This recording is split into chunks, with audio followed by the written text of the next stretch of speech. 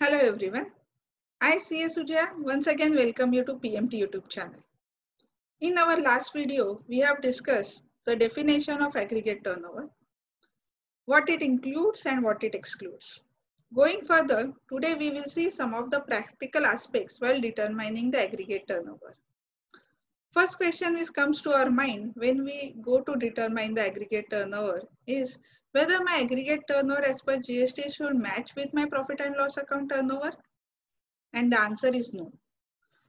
As you have seen in earlier video also, the definition aggregate turnover is defined under CGST Act under section 2 subsection 6. And according to that definition, there are some inclusions and certain exclusions. So it is not mandatory that your turnover as per GST will always match with your profit and loss account. The next question is what will be the turnover as per the GST if assessee is maintaining the books of accounts as per the cash basis of accounting. As a practicing CA, most of the CAs or even most of the professionals, they maintain their books of accounts as per the cash basis of accounting. However, there is no concept of cash basis of accounting in GST. In GST, we have to pay the taxes as per the time of supply as defined under the GST Act. So to clarify this concept, let's take an example. As a practicing chartered accountant, if my receipts for the financial year say are rupees 1 crore 70 lakhs. However, the invoices which are raised by me during the year are say 2 crore 30 lakhs. So as per my profit and loss account and income expenditure, my turnover will be 1 crore 70 lakhs. However, as per GST, my turnover will be 2 crore 30 lakhs. Since my turnover as per GST is about 2 crores, as a dealer, GST dealer, I have to file GSTR 2, that is GSTR 9 annual return, which is mandatory to me. So this is one of the classic example where your turnover as per GST and turnover as your profit and loss account will not match. The next scenario is person acting as a pure agent on a behalf of a principal. How to determine the turnover in this case? Let's take an example of a freight forwarder who makes the various payments or taxes to the government on behalf of their clients, and then take a reimbursement of such amount from their clients. Whether to include such reimbursements while calculating the aggregate turnover under GST? Again, the answer is no.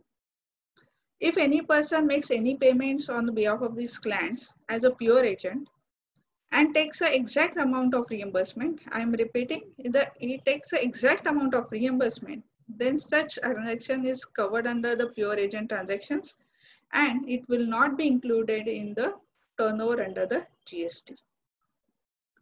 The next scenario is in case of a job worker. The goods are sent to the job workers and are not returned to the principal within the prescribed time limit as defined under the GST. What will happen? In this case, this will be considered as a deemed supply.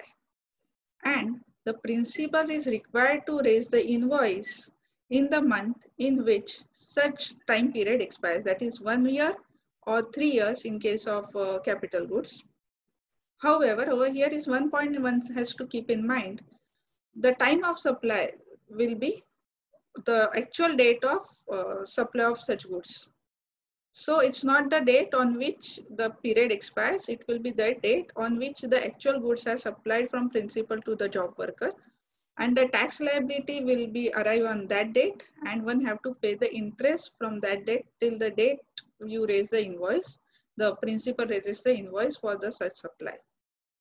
So in this case, it will be considered as a deemed supply and it will be included in your aggregate turnover. The next question is, if an assessee sells any assets or fixed assets, obviously it will not reflect in your profit and loss account.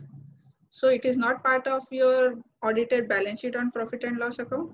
However, while calculating the GST turnover, you have to include the value of such transactions as it is a supply of fixed assets or any of the capital assets.